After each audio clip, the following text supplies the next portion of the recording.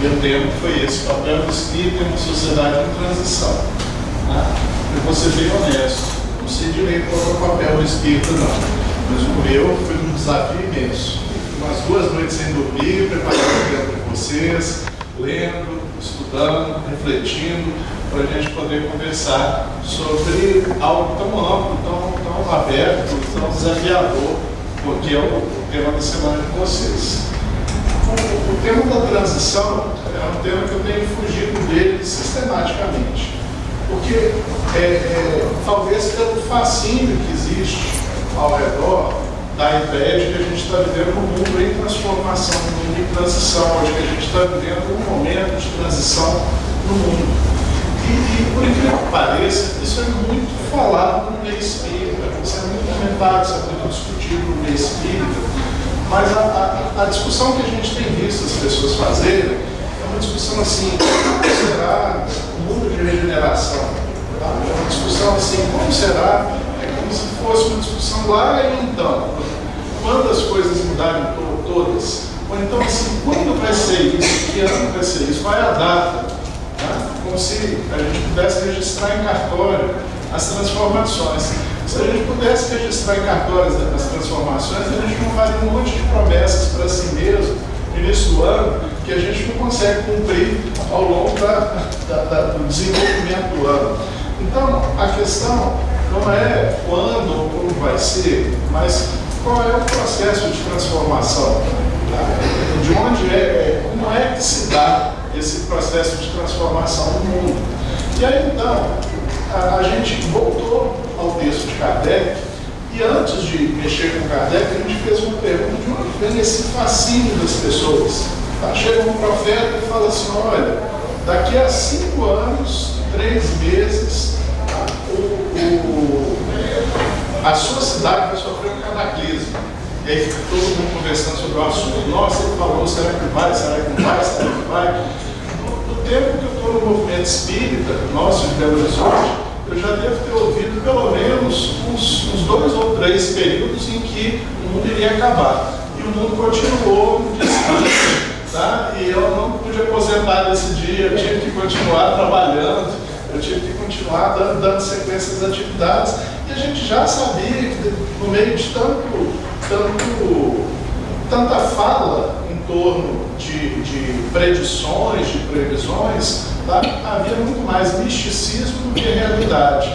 Por que as pessoas se ligam tanto a essas previsões? Por que as pessoas estão tão preocupadas com o que o outro vai falar, o que o outro vai falar sobre o futuro de uma forma mística? Tá? Então a gente foi buscar na nossa cultura, nas raízes da nossa cultura, a origem para esse fenômeno. Tá? E aí, então, o que a gente descobriu? Um gênero que está muito presente dentro da nossa tradição cristã, que é um gênero chamado apocalíptico.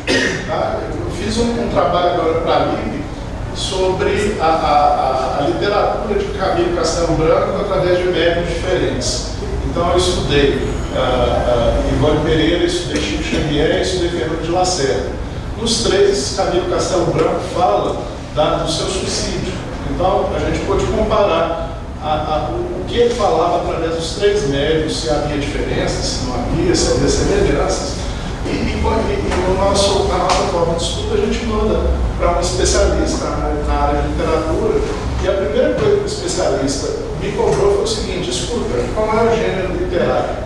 Classifique direito o gênero literário das 3 coisas que você está estudando, os 3 autores que você está estudando. Aí eu fui lá estudar o gênero literário do Camilo, enquanto ele era escritor português encarnado, tá? E os gêneros literários que ele desenvolveu através dos 3 médios. Tá? Mas hoje os estudiosos do Antigo Testamento, do Novo Testamento, entendem o Apocalipse como um gênero literário, uma forma de escrever, uma forma de fazer literatura. E quais que são os elementos dessa forma? Tá? Então sempre tem no Apocalipse uma revelação dada por um ser superior, que pode ser Deus, que pode ser um santo, que pode ser um anjo, que pode ser um espírito, mas um ser superior chega e revela alguma coisa que vai acontecer. Daí o nome Apocalipse, que vem de Apocaliptem, que quer dizer revelação. Em algumas Bíblias vocês não vão encontrar o livro Apocalipse, vocês vão encontrar o livro Revelação, porque é a mesma coisa, é o mesmo sentido que a palavra tem. Tá? Durante a narrativa, há um conflito entre potências opostas, como, por exemplo, Deus e o diabo, Deus e Satanás, tá? Um grupo de pessoas do bem, um grupo de pessoas do mal, um grupo de seres do bem, um grupo de seres do mal, tá? E uma previsão de futuro com vitória, tá? Sempre do nosso partido, tá? O partido do bem, o partido de Deus. Na literatura apocalíptica sempre tem um desfecho. E nesse desfecho, durante o texto, o autor usa uma linguagem simbólica imensa. É difícil de ler e de compreender imediatamente o Apocalipse, porque ele usa tantos símbolos que é preciso quase que um dicionário para poder ir acompanhando o que o texto quer dizer. O livro do Apocalipse de João é de extrema dificuldade para uma leitura compreensível. E a gente tem diferentes interpretações que são feitas por diferentes autores sobre o que ele queria dizer quando ele falava da besta do Apocalipse, o que ele queria dizer quando ele falava das 7 igrejas, o que cada um dos símbolos que aparecem na narrativa significariam para o leitor. Tá? Então não é um texto escrito para ser compreendido pela maioria das pessoas. Tá? É um texto escrito para pessoas que entendem essa linguagem simbólica que o autor está utilizando. Tá? E nesse texto ele sempre se remete ao futuro, àquilo que vai acontecer. Então cria-se uma mentalidade apocalíptica também nas pessoas que se interessam por esse tipo de texto. Tá? Ele surgiu, talvez o primeiro livro apocalíptico tenha sido o livro de Daniel, que está na Bíblia. Eu achei muito curioso, porque os estudiosos, o livro de Daniel era um profeta hebreu, tá? que estava na época do cativeiro da Babilônia.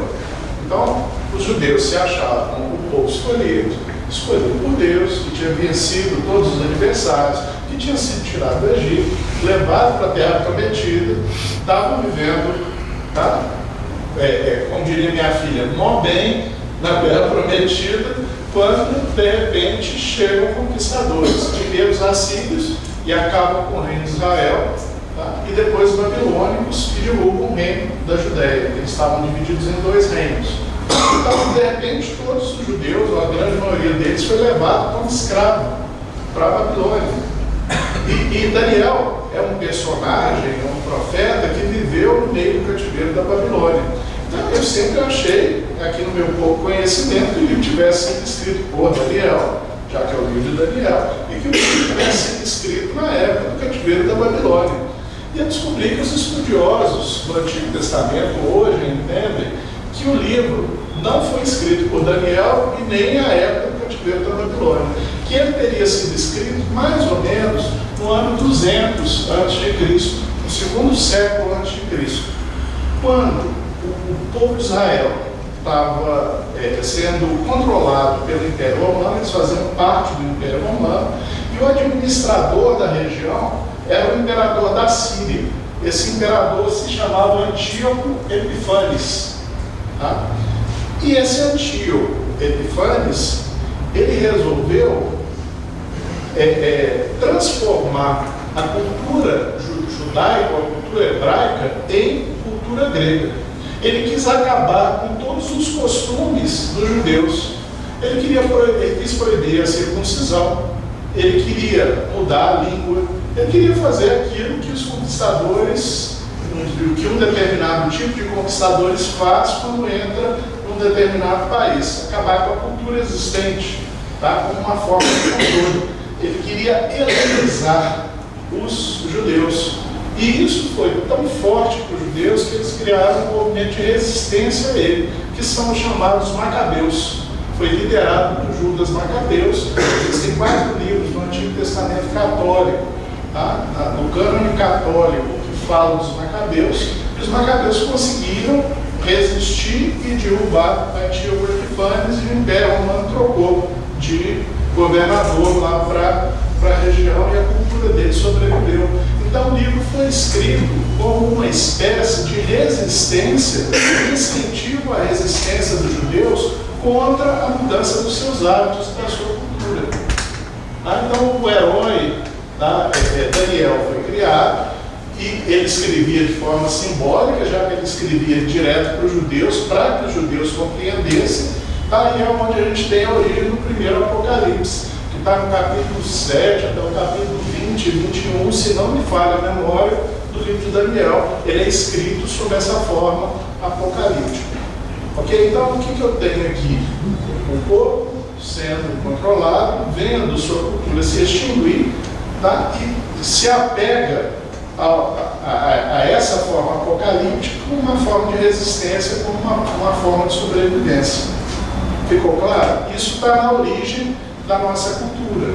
Quando a gente chega no período cristão, o que a gente vai encontrar? Eu andei estudando um autor protestante, um professor, na verdade, ele abandonou as suas crenças e se considera agnóstico, mas é um dos maiores conhecedores do Novo Testamento que a gente tem encarnados, tá?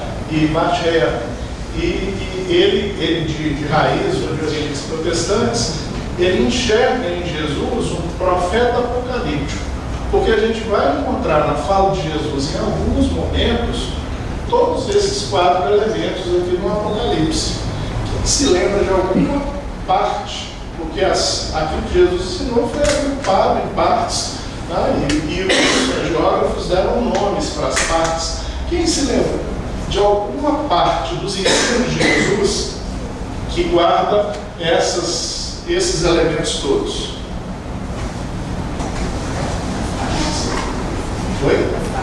As parábolas seria? As parábolas a gente vai encontrar, por exemplo, no uso de uma linguagem simbólica, com certeza. Tá? Mas nem todas as parábolas têm um conflito entre o bem e o mal, nem todas as parábolas têm uma revelação dada por um ser superior, é o próprio Jesus quem conta, então não entra no Apocalipse. Mas foi uma boa tentativa, quem não julga não faz gol. Então, gente, quem me ajuda?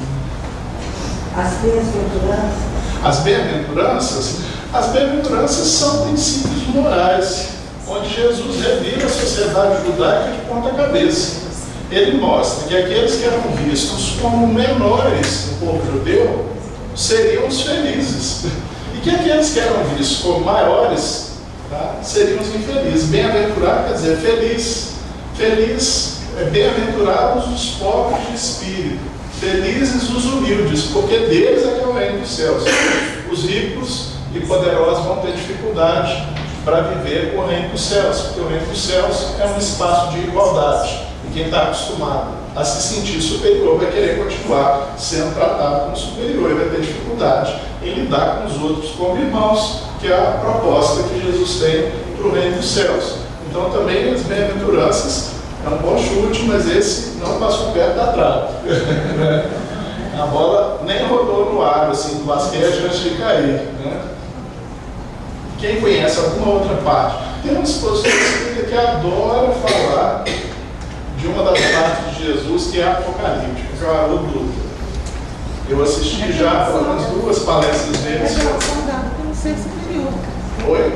A revelação dada por um ser superior. Mas quando isso acontece? Quando isso acontece nos ensinos de Jesus? Alguém se lembra? Não, sabe que Jesus disse que ai de ti, Israel, não fica na terra.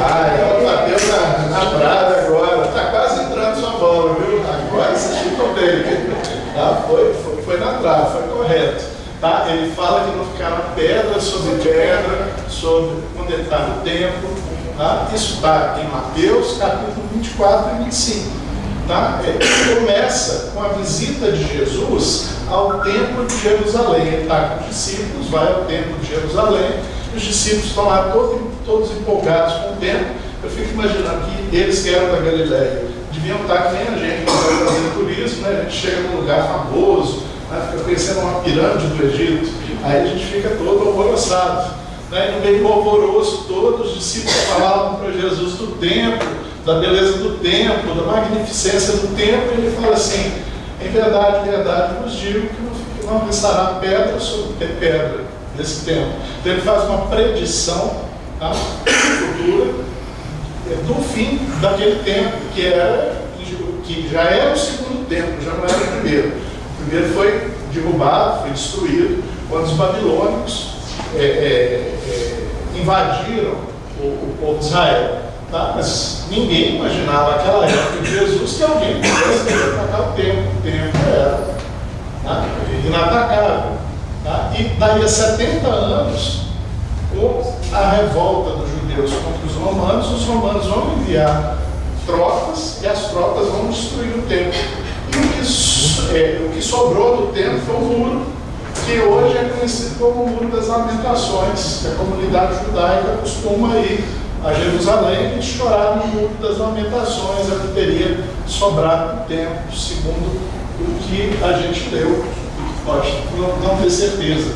Eu esqueci de falar que aqui no livro de Daniel, uma das coisas que o Epifanes fez foi colocar Zeus, o Deus Todo-Poderoso dos gregos, dentro do templo de Salomão, dentro do templo de Jerusalém.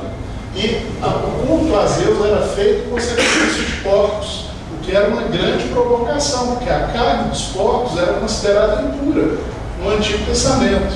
Então, os sacrifícios de porcos no templo tornariam o templo igualmente impuros aos olhos da cultura hebraica. Tá? Então, o que Jesus, essa passagem que a senhora lembrou muito bem, tá? Que está em Mateus, capítulos 24 e 25, mas que tem certa semelhança também no Evangelho de Marcos e no Evangelho de Lucas, e trechos dela se encontram no Evangelho de João. Então, tem os 4 evangelhos, na verdade. Nos 3, de forma separada. Tá? É o chamado sermão profético. E é isso que são os ais, é isso que são as coisas. Então, Jesus, ele sai com os discípulos de onde ele está, que é o templo de Jerusalém, e vai ao Monte das Oliveiras. E lá os discípulos pedem a ele que fale mais sobre a destruição do templo. Aquilo era um escândalo para a sociedade da época. O templo era a grande referência da cultura hebraica, da superioridade do povo hebraico, da superioridade, da sobrevivência desse povo a diversos episódios de escravidão, da sobrevivência de uma cultura a outras culturas mais antigas, e talvez mais bem elaboradas do que a cultura hebraica. E aí então Jesus começa a falar uma série de coisas. Ele fala da destruição do templo, ele fala que haveriam guerras, e na tradução do Haroldo, relatos de guerras, na tradução tradicional, haverá guerras e rumores de guerras. Mas olha só que coisa estranha, quando a gente começa a prestar atenção, fala assim: bom, o templo vai ser destruído, vai haver guerra. Bom, tá certo. Tá, o templo destruído num contexto de guerras.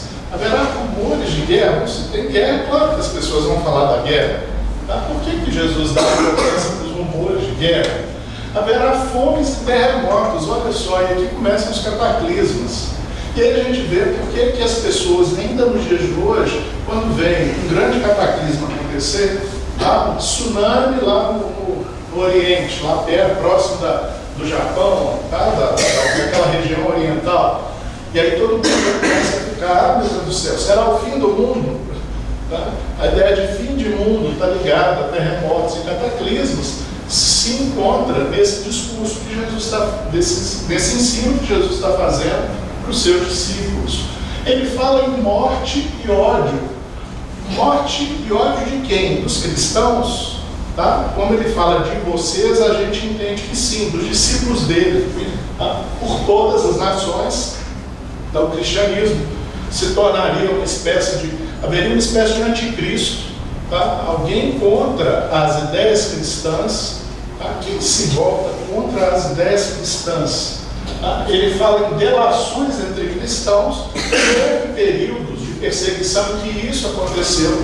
A gente estuda lá no final do século III, quando existe a última perseguição romana aos cristãos. Alguns cristãos, com medo de serem presos, de serem torturados, de serem entregues às feras, ou de serem queimados em público, entregam seus colegas, delatam seus colegas.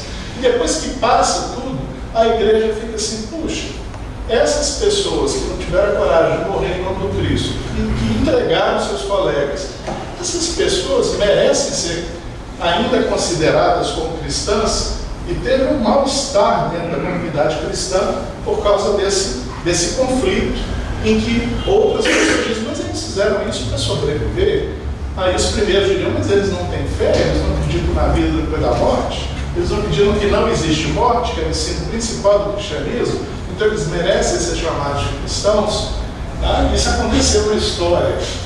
Jesus fala em falsos profetas, pessoas que se apresentariam como profetas, mas que não seriam, pessoas que se apresentariam como médiuns, mas que não seriam, pessoas que se apresentariam como videntes, mas que não seriam, e fala na abominação devastadora de Daniel, que eu saí procurando para saber o que é essa abominação devastadora. Ele está falando do livro de Daniel, e é aquilo que eu estava quase esquecendo de falar. Os intérpretes entendem que isso é a profanação do templo de Jerusalém.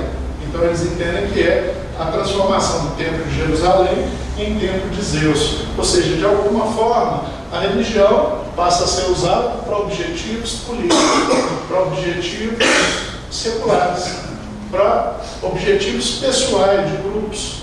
A religião deixa de ser um guia, uma orientação, uma referência, uma direção moral para nós e se torna objeto de interesses tão mesquinhos quanto facilmente modificáveis com o passar do tempo. Seria isso quando Jesus se refere ao livro de Daniel, que era conhecido pelos judeus da sua época. Bom, ele ainda fala de uma grande tribulação, de um grande problema que a comunidade iria passar, da vinda do Filho do Homem, que é associada ao final dos tempos. Olhem que quando Jesus está usando essa linguagem profética, ele não fala em Filho de Deus, e ele não fala em nascidos do ventre de mulher, ele fala em Filho de Homem, porque essa expressão também foi usada por Daniel. É como se houvesse alguém enviado para a transformação do mundo que eles viviam até então.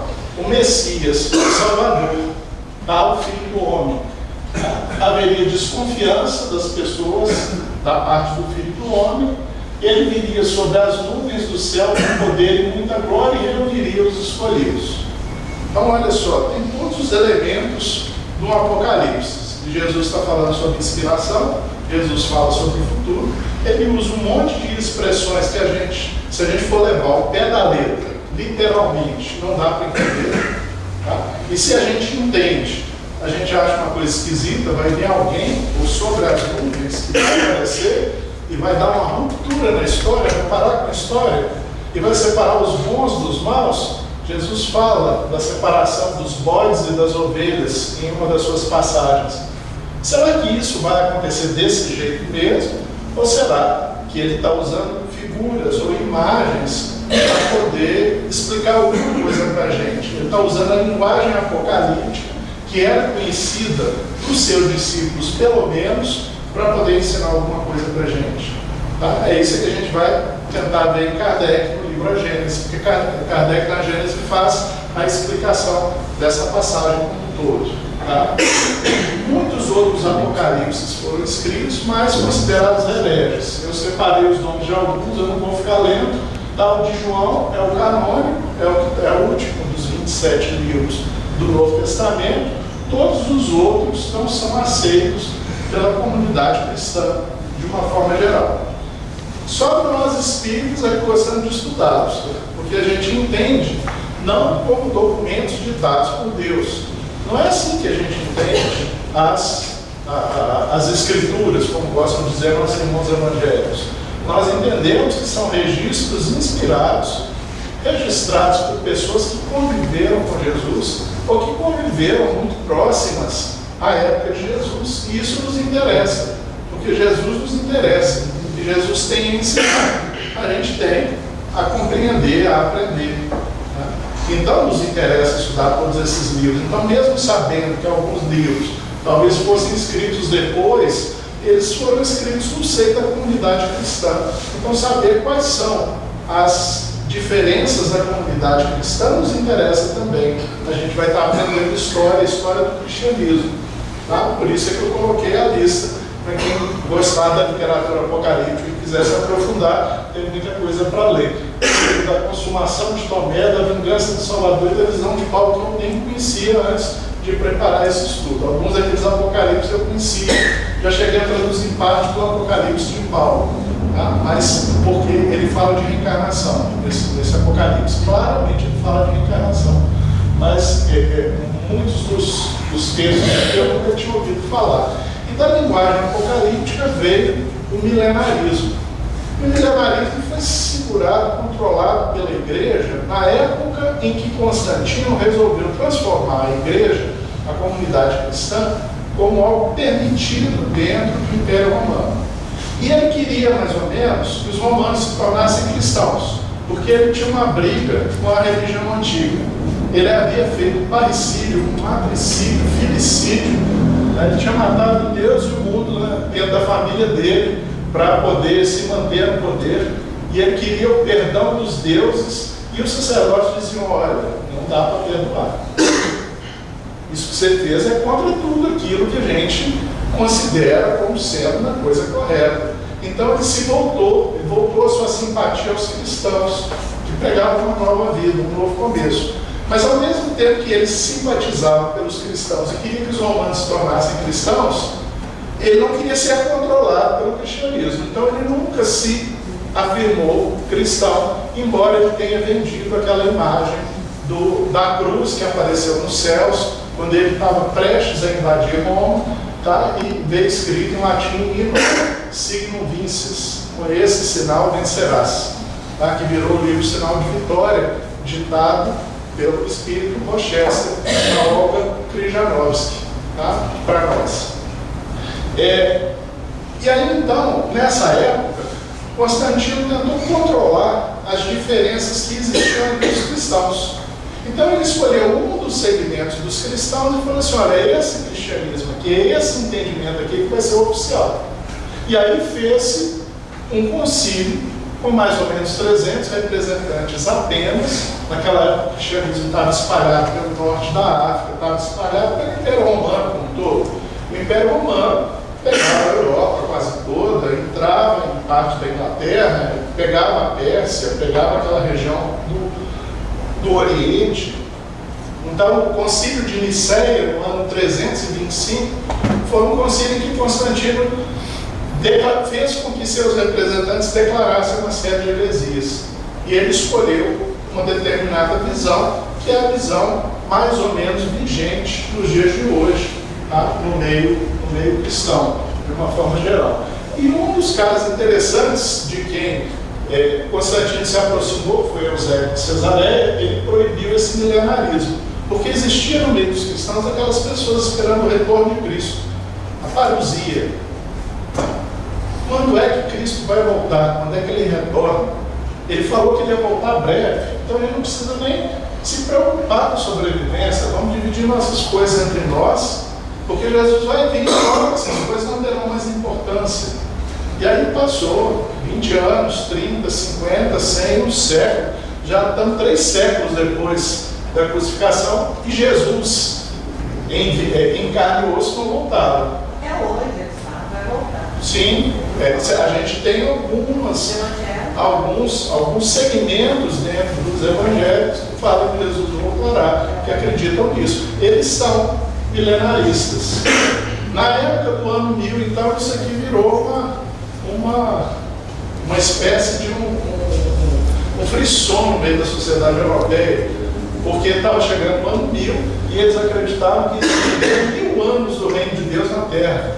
Então, que no ano 1000 se iniciaria os 1000 anos do reino de Deus. Tá? Isso é o milenarismo. Você espera que alguma coisa vai acontecer, vai mudar de uma vez a nossa realidade, tá? E que essa realidade vai ficar mudada daí para frente. Você acredita numa intervenção pontual na história que muda tudo, e sobrenatural às vezes na história, além de pontual. Tá? Então, são doutrinas e movimentos sociais milenaristas que pregam uma salvação iminente, a salvação está chegando, Tá? E ele vai falar isso, a salvação está vindo. Tá? Vigiar, porque não sabe a hora em que ele vai chegar. Uma salvação total, uma salvação derradeira da sociedade final, não vai ter nada depois disso, neste mundo e coletivo, de preferência no mundo inteiro. Isso é milenarismo. E nós espíritas não temos proximidade com essa forma de enxergar a história. Nós espíritas acreditamos em quê? Que outra coisa a gente fala demais além de transição? A gente fala da reencarnação, então a gente fala de uma continuidade da vida, e a gente fala em que, além da reencarnação, a gente reencarna para piorar? Evolução. O melhor termo para isso está em Kardec, progresso. Não é isso que a gente fala? A gente lembra que os espíritos, ele não diz que os espíritos podem até estacionar, mas que eles não retrogradam. Não é esse o termo que Kardec usa? Que os espíritos estão em mudança, em evolução. Então a gente não é milenarista.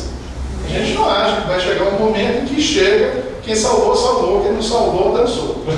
Tá? Não é assim que a gente pensa. A gente pensa que Deus é justo e bom. Por ser justo, ele vai dar a cada um segundo as suas obras. E por ser bom, ele vai dar oportunidades para a gente fazer de novo, aprender mais uma vez. A gente pode repetir o ano, tá? A gente não volta de ano, a gente pode até repetir, mas a gente vai ter a oportunidade de aprender novamente. Não é essa forma que a gente vê? Então, não faz muito sentido a gente pensar numa ruptura na sociedade imediata.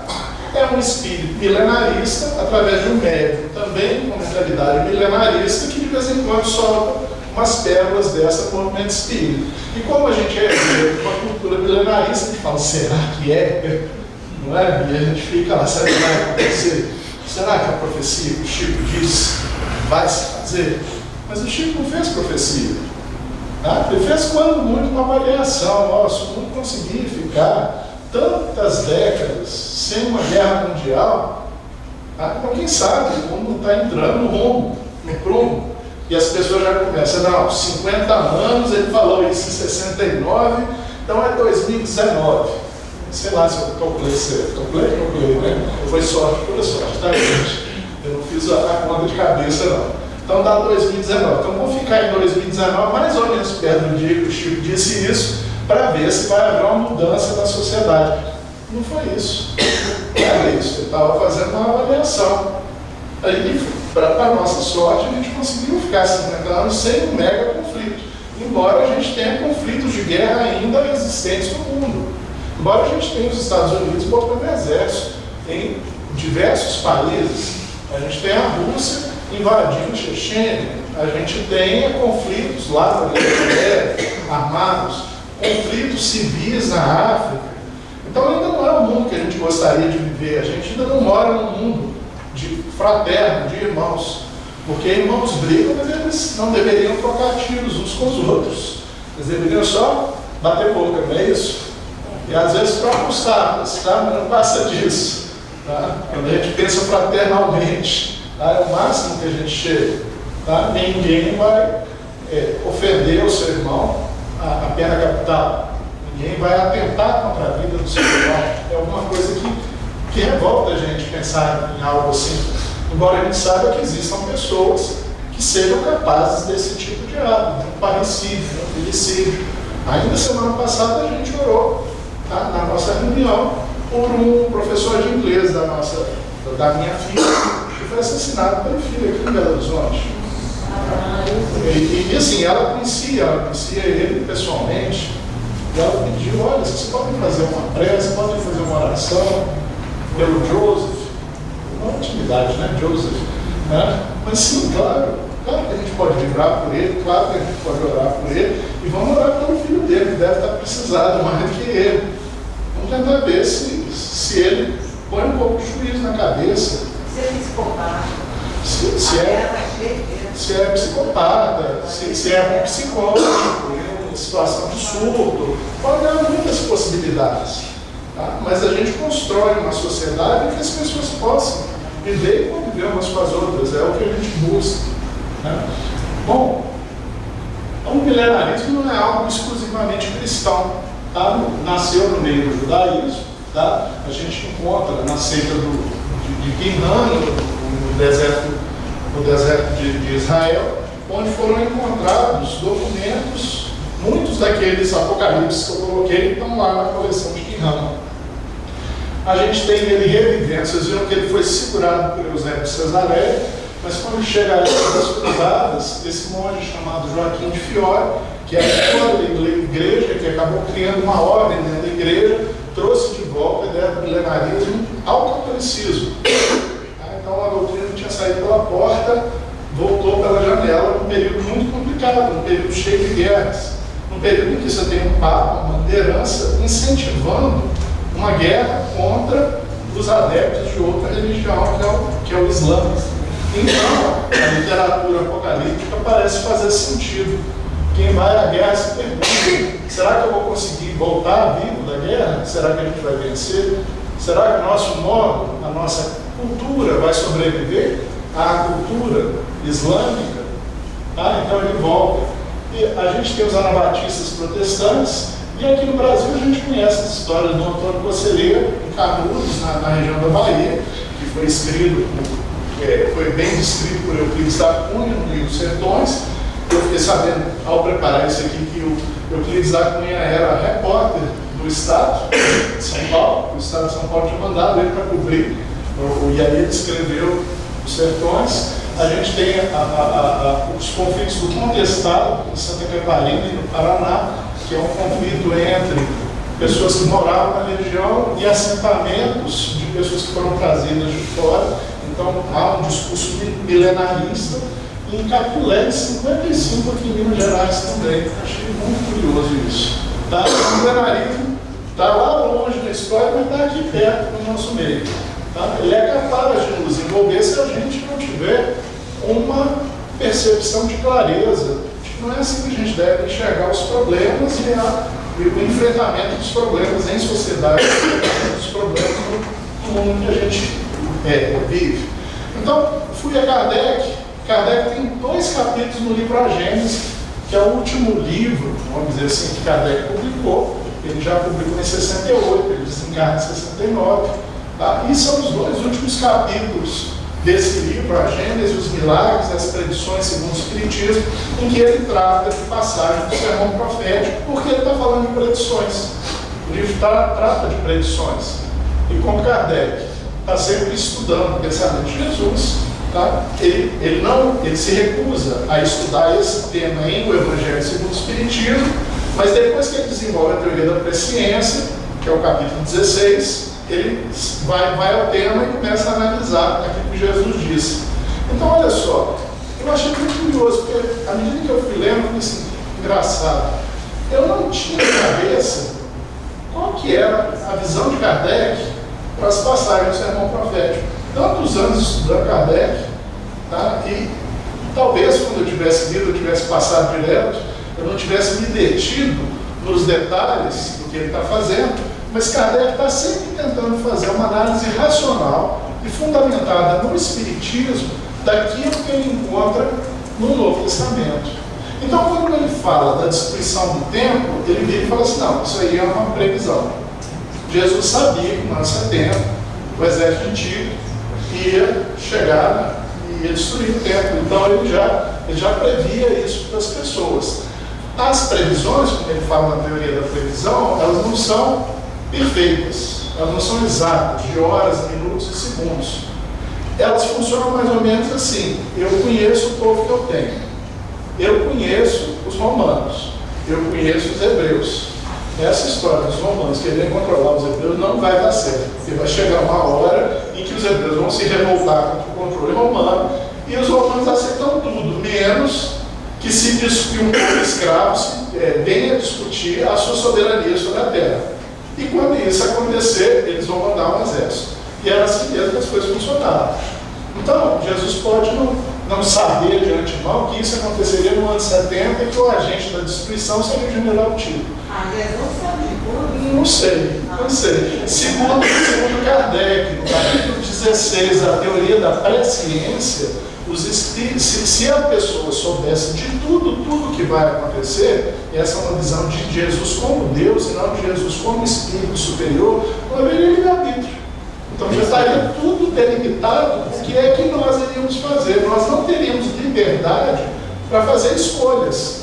As nossas escolhas seriam algo de falso, porque Deus já haveria previsto o que é que a gente iria fazer. Então Ele não nos dotou de livre-arbítrio. Tudo bem, nós podemos ter opiniões diferentes. Só que não é o que eu estou falando, é o que Kardec está falando. Não é a minha opinião. Eu estou dizendo como está a teoria da presciência no capítulo 16 da Gênesis. É assim que coloca. Tá? Isso aí não sou eu. Tá? Bom, então, ele entende como sendo uma certa predição de Jesus, tá? Nos termos que eu coloquei para vocês, a vinda do Filho do Homem, a sua doutrina mais bem compreendida será a lei universal em toda a terra. Então, quando ele fala do Filho do Homem, ele fala assim: eu não estou vendo um ser que vai surgir, tá? Um ser metafísico que vai surgir por cima das nuvens e que surgindo por cima das nuvens vai dizer como vai ser a terra. Não é isso. Ele entende que Jesus usou uma imagem forte para um povo de uma época que não entenderia de outra forma. Um povo rude que não entenderia de outra forma. Então, o que ele entende que Jesus está dizendo? Que haveria uma transformação moral no mundo, que haveria uma mudança no mundo. E que essa mudança seria o alinhamento do pensamento cristão, da proposta cristã ao mundo como um todo. Da proposta cristã como dogma, não. Da proposta cristã como forma de vida. Da proposta cristã como proposta moral. De um mundo em que as pessoas tenham igualdade de direitos, que não seja um mundo de senhores e escravos, igual era a época de Jesus. E ele imaginava que esse tipo de transformação não seria aceito imediatamente. Ele sabia que, por falar o que ele falava, a resposta que ele teria dos poderosos seria a crucificação. Ele sabia que, por pregar um mundo diferente, ele não seria bem acolhido nem pelos romanos, nem pelos sacerdotes judeus. Jesus sabia dessas coisas como um todo. Tá? E aí, então, o que Kardec coloca é que essa mudança no mundo vai acontecer gradualmente. E por que é que Jesus diz aos discípulos que eles veriam a mudança? É porque iria acontecer daí a 10, 20 anos, enquanto eles estivessem vivos? Não. É porque nós reencarnamos. E esses discípulos reencarnariam. E eles veriam um mundo diferente. E de uma certa forma a gente já vê um mundo diferente. Parem para pensar no Brasil do século XIX. 1887, com toda a resistência do povo, o que ainda existia no Brasil em 1887? O último país do mundo. A escravidão foi abolida em 1888. Em 87 a gente tinha escravidão. Isso significa o quê? Que eu, que sou descendente de africano, minha raiz na África, tá? Eu não seria visto como cidadão brasileiro. Eu não teria direito a votar. Eu não teria direito a casar. O escravo não podia casar uns com os outros. Tá? Eu não teria direito àquilo que era o direito mais comum no meio das pessoas. Eu andei lendo os livros da Inquisição. E quando a gente vê a Inquisição em Portugal, é muito curioso, porque há um processo que foi aberto na cidade do Porto, se não me falha a memória, em que a acusação era a seguinte: o português havia se convertido ao islamismo. E aí a gente começa a ler a história, e o português ele tinha viajado para um país islâmico, e lá ele começou a ser acusado por ser católico, e ele falou assim: não, eu sou islamita. Tá? Ele se converteu para sobreviver. Aí ele volta para Portugal. Quando ele chega em Portugal, o pessoal, ele falou que era islamita. E aí ele então vai ser preso por causa disso, tem os bens tomados por causa disso. Ele deixa de ser cidadão português naquela época, a época da Inquisição, porque ele adotou uma religião que não era a religião do Estado. Os espíritas espanhóis do século XIX estavam acompanhando a mudança da Constituição espanhola. E eu estava lá lendo nos livros dos espíritas espanhóis. De repente eles fazem uma alba zero na imprensa espírita. Por quê? Porque mudaram a Constituição, mas não instituíram o casamento civil. O casamento continuava sendo na igreja. Isso significava o que para os espíritas espanhóis naquela época? Eles, por exemplo, não poderiam se casar. Eles teriam que se transformar em católicos para poderem casar. Não existia casamento civil, só o casamento religioso. E a Espanha tinha feito uma mudança na Constituição. Se esperava que eles, que são tão espanhóis quanto os outros, pudessem ter seus direitos reconhecidos, e eles não tiveram seus direitos reconhecidos. Essas sociedades, dessas diferenças, em que um é mais cidadão do que o outro, é o oposto daquilo que Jesus nos ensina. É o contrário daquilo que Jesus nos disse. Tá? Então, Kardec entende, que o homem é a vinda da mensagem de Jesus, da mensagem, não dos dogmas, da mensagem, não dos pontos de conflito, da mensagem de uma sociedade mais igual, de uma sociedade em que as pessoas têm mínimos direitos, uma sociedade em que as pessoas têm direito a se educarem e a se desenvolverem conforme sua capacidade, em que ninguém morre na rua por falta de assistência de saúde, em que as pessoas têm direito à vida, que é o primeiro dos direitos da nossa Constituição. Tá? Essa visão é a visão que Kardec interpreta o que Jesus está falando. Então a gente começa a perceber que é uma interpretação muito diferente da interpretação dos milenaristas ou dos adeptos do Apocalipse. A transição é a construção de um mundo melhor para se viver.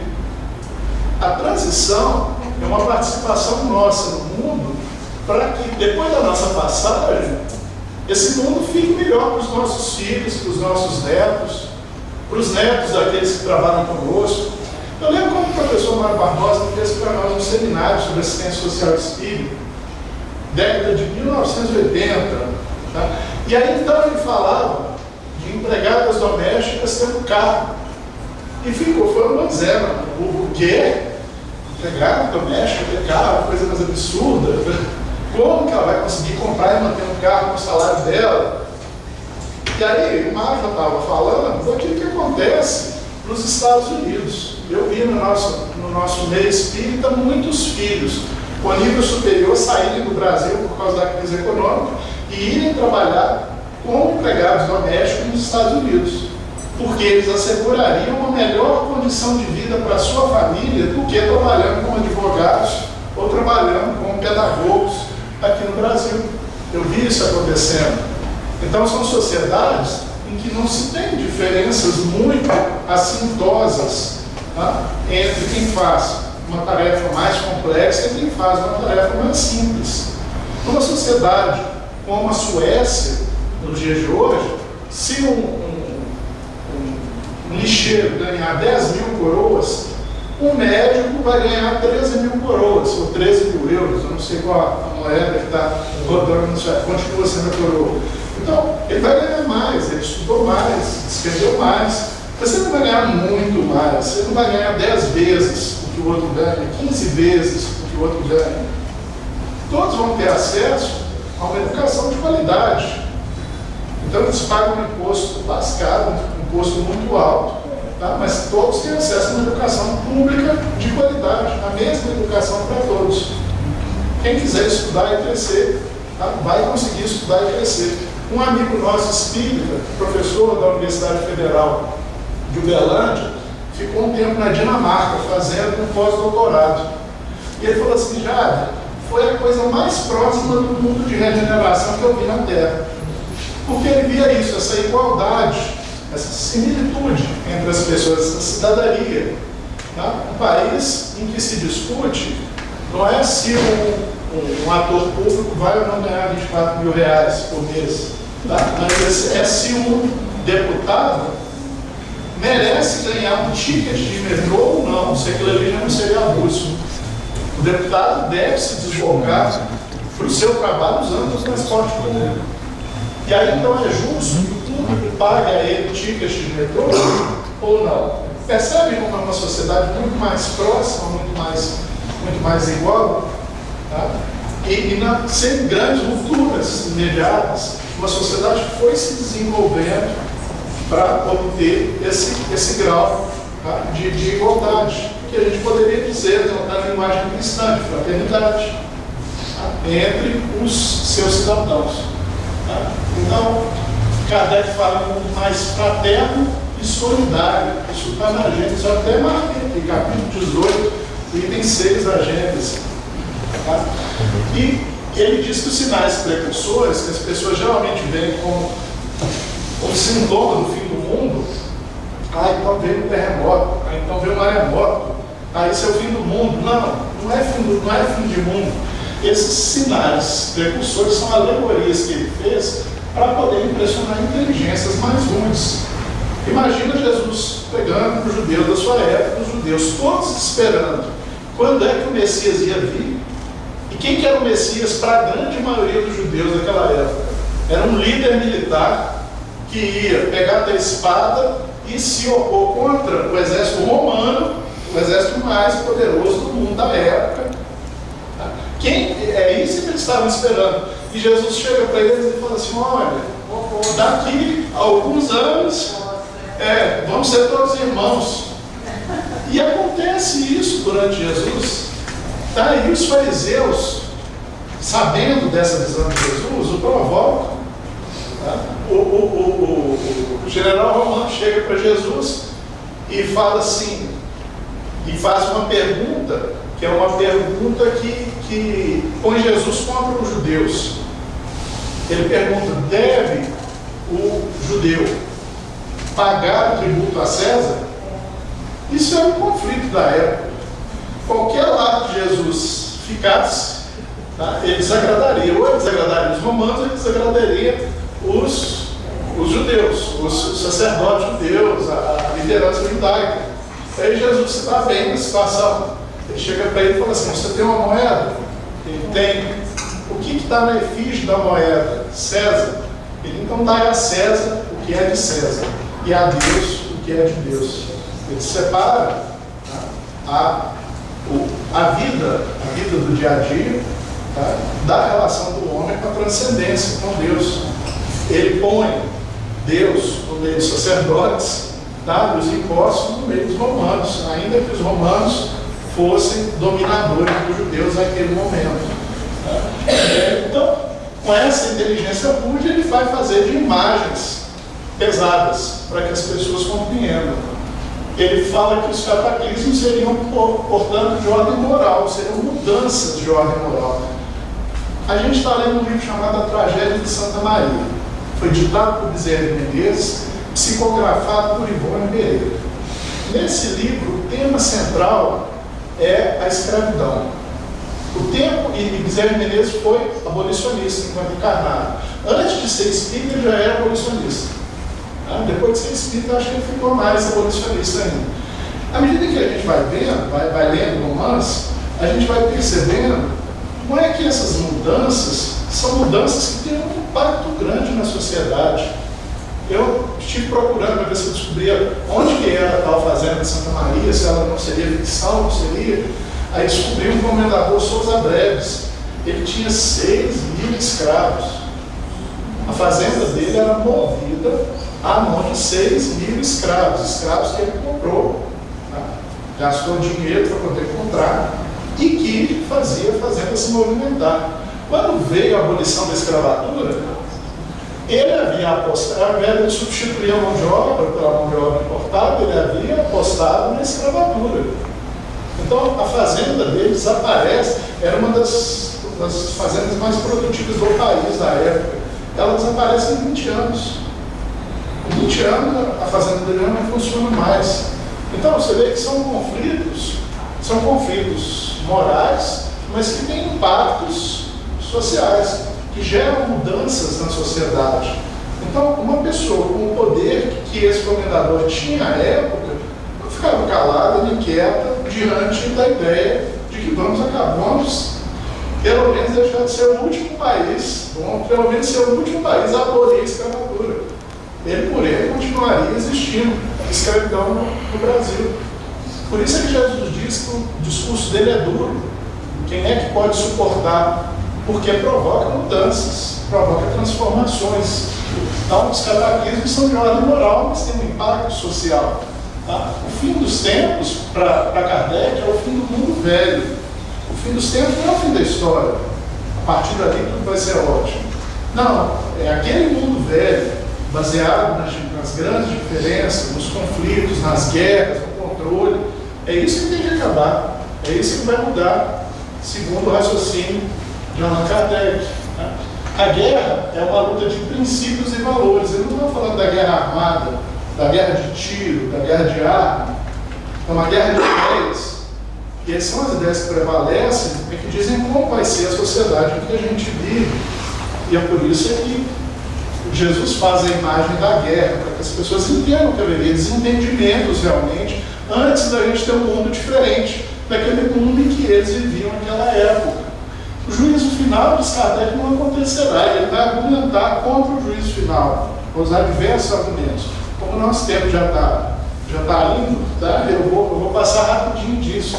Portanto, a transição é muito mais uma transformação moral da maioria dos habitantes do nosso planeta do que um momento metafísico, um momento místico de vinda de um ser sobrenatural para poder mudar o dia a dia. É algo que hoje é muito aceito por nós, mas que talvez há 100 anos atrás, tá, fosse algo difícil de ser aceito. Eu me recordo de uma narrativa de um dos grandes estudiosos de Jesus, Ernesto Renan.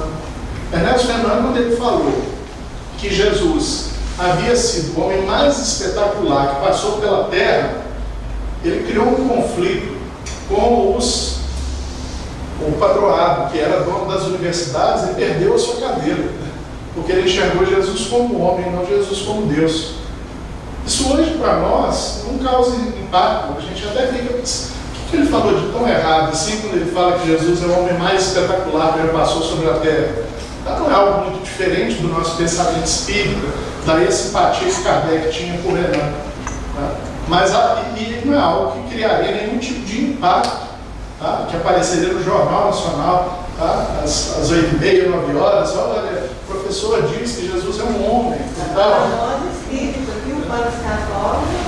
Para alguns protestantes, talvez não, mas eu digo assim, não teve um impacto social, na sociedade, como um todo, brasileiro. Tá? Não é algo mais tão escandaloso. E a época de Renan foi algo escandaloso. Tá? Depois dele ter estudado tanto Jesus, dele ter ido à Palestina, dele ter estudado e acompanhado, para ele falar isso, para um homem de ciência, um homem de conhecimento, falar isso, era algo extremamente escandaloso. Hoje algum deputado dizer que é espírita, não cria muito impacto na sociedade nossa. Mas quando Bezerra de Menezes foi a público dizer que ele havia se tornado espírita, foi um grande escândalo na sociedade brasileira. Por quê? Porque quando os deputados se tornavam deputados, eles juravam defender a igreja. Então, como alguém que jura defender a igreja, publicamente se declara espírita? Aí a gente entende o significado da ação de Bezerra de Menezes na sua época. A sua época, o entendimento era diferente da nossa época. E isso é fruto dessa transformação moral. Tá? Eu não vou entrar nos argumentos contra o julgamento do juiz final, tá? Não acho que seja tão importante. Quem quiser aprofundar nisso, dê uma lida na Gênesis, tá? No capítulo 17, 18. Tá? Então, o progresso da Terra, diz Kardec que é ao mesmo tempo material e moral. Tivemos muito progresso material. Em que sentido Kardec fala disso? Eu não estaria falando para vocês aqui agora encarnado se não tivesse havido progresso material. Eu estou encarnado por fazer hemodiálise. E a hemodiálise é um progresso da inteligência, da medicina. A medicina avançou. Tá? E mantém meu corpo vivo mesmo sem eu ter função animal. Nenhuma função animal. Então, o que eu vou fazer da minha vida é o progresso moral. Então eu posso usar a minha sobrevida dada pela medicina para fazer bobagem. Eu posso utilizar a minha sobrevida para poder encher a cara, para poder incomodar os parentes, para poder, eu posso usar a minha sobrevida de qualquer forma. Ou eu posso usar a minha sobrevida no serviço de alguém, no auxílio de alguém, na ajuda de alguém, para poder aprender algo mais, ensinar algo mais. Tá? Isso é progresso moral. São coisas... Então, Kardec fala que o progresso da Terra é um progresso material, mas também moral. E que o material geralmente antecede o moral. O progresso da inteligência antecede o progresso dos costumes. A época de Kardec, o Evangelho segundo o Espiritismo, ele ainda está falando de duelos. Talvez ainda exista algum lugar no mundo em que alguém faça duelo. Mas é crime na nossa sociedade hoje. A nossa sociedade enxerga duelo como crime. Enxerga pega como crime. Existe? Existe. Mas é crime, é errado. Na época de Kardec, o duelo era legítimo, era a defesa da honra, era certo. Então os costumes se abrandaram. E Kardec faz esse tipo de avaliação da evolução da sociedade. Tá? Então, olha só, em 1824, eu também fiquei assustado com isso. 1824 foi a primeira constituinte do Brasil, que se tornou livre de Portugal, a primeira Constituição. Dom Pedro I pediu a abolição da escravatura. Você sabia disso? Eu não sabia. Eu não sabia. E sabe o que o parlamento brasileiro respondeu a ele? Que era o desejo do rei, do imperador, não era o desejo do povo. Do povo, gente, leia-se dos representantes do povo que estavam lá no parlamento naquela época, que eram os representantes dos donos de grandes fazendas, que era a base da nossa economia.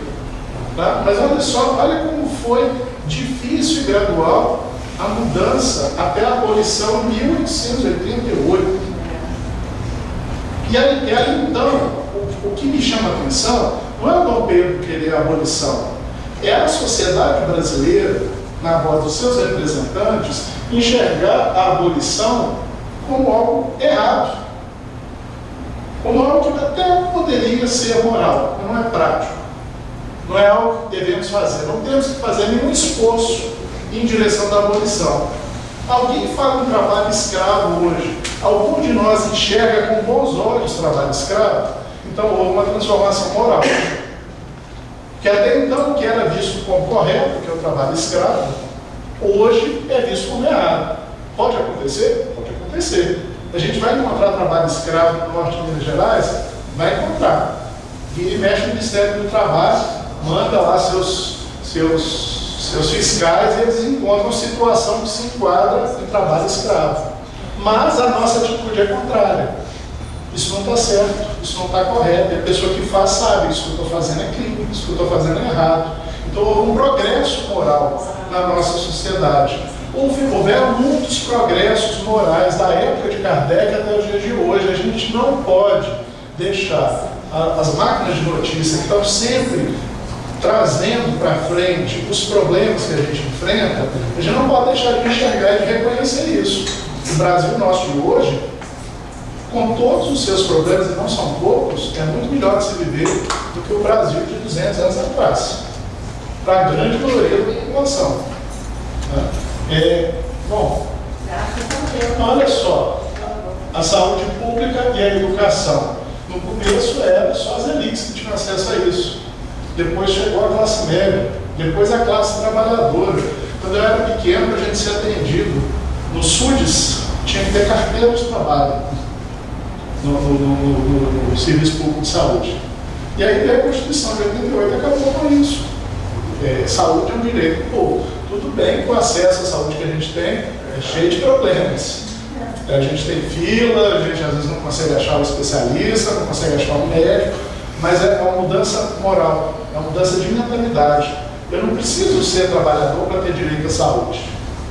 Tá? Eu, por ser pessoa humana e participar da sociedade brasileira, eu tenho direito à vida, a sobreviver. Tá? Isso é o que Kardec vai colocar. Isso são mostras do avanço da nossa sociedade. Tá? Bom, então a gente tem duas visões de transição. Uma visão que a gente chamou de mágica, que é isso, é pensar que as coisas mudaram, porque os espíritos que governam a Terra mudaram as coisas. Não, eles planejaram, fizeram e aconteceu. E uma visão mais concreta dessa transição, de que é uma mudança de mentalidade. É uma mudança que a gente tem que fazer, nós estamos encarnados. Na medida em que a gente faz e que a gente passa uns para os outros, a gente vê pequenas mudanças acontecendo ao longo da nossa vida. Evolução, né? Progresso. Progresso moral e progresso material, é o que a gente está procurando. Mas é algo que nós temos que fazer. Não dá para sentar, cruzar os braços e aguardar o dia em que o Filho do Homem aparecerá sobre as nuvens. Não é essa a nossa proposta, não é esse o entendimento espírita da vida, da sociedade. Tá? Então, orientação de mudança nas ações e decisões no contexto social, transformações físicas e morais, e empreender essas mudanças em curto, médio ou longo prazo. Aqui o pessoal está preocupado com a data, não sabe como que vai haver a mudança, como que a gente vira um planeta de regeneração, não sabe. Tá? Porque estão pensando que isso vai acontecer de forma mágica. Tá? Bom, então Kardec fala que a transição individual e coletiva, ela ocorre simultaneamente, até a mudança da mentalidade das pessoas, e isso gera mudança de opinião pública, que gera mudança de mentalidade das pessoas, gera mudança de ações coletivas, que gera mudança de mentalidade das pessoas. Né? Não é uma promessa imediata de riqueza para todos. Há companheiros do chamado neopentecostalismo que eles vendem isso para as pessoas. Acredita no Senhor Jesus Cristo, você ficará rico semana que vem. Dê R$10 para a igreja e você vai ganhar 100 segunda-feira. Aí o companheiro chega segunda-feira e diz: eu não ganhei os 100. É porque você não tem fé. Então agora você dá os 100, você vai ganhar 1000 semana que vem. Mas isso existe, gente, isso existe. As pessoas estão tão desesperadas pelo básico que as pessoas acreditam nisso. É chamada teologia da prosperidade. E isso existe no espírito. Faça amizade com dinheiro e coisas semelhantes. Tá? Isso existe no meio espírito, a nossa tristeza. Não é a autoproclamação de adesão a uma religião, não é dizer: eu sou de tal religião, por isso eu estou salvo. Não é nada disso. Os filhos de Deus, então nós, vistos como filhos de Deus, todos, significa todos somos irmãos. Ou seja, todos temos uma base de direito semelhante. Tá? Bom, então, eu fiz toda uma história que acho que não vai dar tempo de contar, né, Lourenço? Que mostra ações que os espíritas fizeram ao longo da história. Kardec dando aula para quem não tinha acesso à educação. Leon Denis participando da Liga de Ensino de Amacer, criando bibliotecas na França. Vocês imaginam? Eles não tinham acesso a livro na França. No século XIX, não tem nem 100 e poucos anos. E eles então se uniram para poder fazer algo que o Estado francês não conseguia fazer na época. Tá? As mulheres sendo aceitas pelo movimento espírita, as mulheres chegando à liderança numa época em que o lugar da mulher era no lar. Então, hoje as feministas estudam a história do espiritismo para poder ver todo tipo de progresso que as mulheres conseguiram naquela época. Quando você compara a época, você vê que as mulheres espíritas tinham muito mais inserção pública do que as mulheres que não eram espíritas. A gente viu Flammarion e Delane se devotando ao estudo acadêmico do espiritismo para comprovar o espiritismo aos cientistas. A gente viu promoção de valores no Brasil, como as campanhas da fé. Nós estamos vivendo agora o Setembro Amarelo. A nossa Casa Espírita se prepara para fazer uma série de ações contra o suicídio, na preservação da vida das pessoas. A gente traz especialistas para poderem conversar com as pessoas, criar ações para poder auxiliar as pessoas, porque é um alto momento que a gente está vivendo, especialmente o suicídio no meio de jovens de 18 a 24 anos, na perda de sentido. Os espíritas trabalharam no acesso à saúde. A Federação Espírita Brasileira fazia atendimento mediúnico com homeopatia na época em que a nossa população não tinha direito à saúde, não tinha acesso a médico. A gente viu que criou-se no meio espírita instituições de cuidado de órfãos e depois creches. A gente viu também que se fundaram hospitais psiquiátricos no meio espírita, porque muitos médicos eram vistos como psiquiatras tradicionais, ultrapassados, como loucos. E aí então era preciso algum espaço para distinguir o médium que não é louco do médium que é louco, ou do louco que não é médium, e dar algum direcionado a essas pessoas. Então, o movimento espírita brasileiro fez um grande movimento no sentido da fundação dos hospitais psiquiátricos. A gente participa de um movimento que faz edição, publicação de livros, de revista. Vocês estão envolvidos numa semana do livro espírita, divulgando cultura numa sociedade em que a cultura é artigo de segunda linha, de terceira linha. Enquanto o brasileiro lê um livro por ano, o francês lê 8, 9, 10 livros por ano, porque a leitura é um hábito. A gente viu médiuns, literários e versejadores no meio espírita. No discurso de Jesus ele falava assim: vossos filhos terão sonhos. Não, vossos velhos terão sonhos. Vossos filhos terão visões. E Kardec diz, ele fala da mediunidade, uma mediunidade que se vulgarizou. E isso aconteceu no nosso meio. Mediunidade para nós é uma coisa comum no meio da sociedade. E eles têm produção. E estão sendo descobertos pela academia agora. E alguns dos médicos ganharam prêmios nos Estados Unidos. As pessoas que concederam o prêmio falavam assim: olha, de onde veio o texto eu não sei, não quero saber. Mas esse texto é o melhor, vai ser premiado. Tá? Bill Curran era o nome da América que ganhou o prêmio. A gente distribuía cesta de alimentos para quem não tinha acesso ao mínimo de alimentação, antecipando uma política de segurança alimentar. A gente começou a fazer uma ação junto da infância e da juventude, levando os valores espíritas. Muitas vezes, nossas crianças e jovens não se tornam espíritas, mas elas têm acesso aos nossos valores. E eu vi muitas pessoas que não se tornaram espíritas voltar para poder dizer: olha, eu não virei espírita, eu fiz um monte de coisa que vocês diriam que está errado.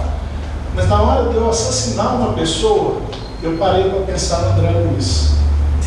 E pensei assim comigo: será que aquilo é verdade? Isso aqui foi verdade, isso que eu vou fazer é uma roubada. Então eu não assassinei. Eu ouvi isso, gente. Eu não assassinei. Então, olha só que contribuição que uma aula de evangelização dá para a trajetória de uma pessoa. Habilidades cognitivas, os espíritas são os mais polarizados do Brasil quando você faz o segmento por religião. Porque a gente é incentivado a estudar os centros espíritas, a ler os centros espíritas, a discutir os centros espíritas. Então acaba que a comunidade espírita se torna mais bem sucedida no meio acadêmico, porque não é muito diferente o que a gente faz do que se faz na escola. O diálogo com os espíritos que a gente estabelece, o atendimento fraterno, o passe, a oração, estudos, encontros, avaliação constante. Então, quando a gente pensa em transição significa mudança rápida. Então, o que era necessário no início do século talvez não seja necessário mais agora. Talvez agora o serviço público de saúde seja muito melhor do que o que a gente é capaz de oferecer numa casa espírita, colocando um médico num consultório para poder atender, porque ele não tem acesso aos exames, ele não tem acesso à retaguarda. Então, é nosso papel abrir mão do que a gente fazia, enquanto o Estado não fazia, e fazer outra coisa que ainda falta à sociedade. Essa é a avaliação que a gente tem. E a gente deve pensar sempre onde estamos, para onde vamos, e quais são os nossos princípios a serem preservados. O que a gente deve e o que a gente não deve mudar em um mundo em transição. E é isso. Desculpem o tanto que eu falei, desculpem o tanto que eu passei. Acho que 9 horas está num horário bom para nós, é isso? O Espiritismo comentário.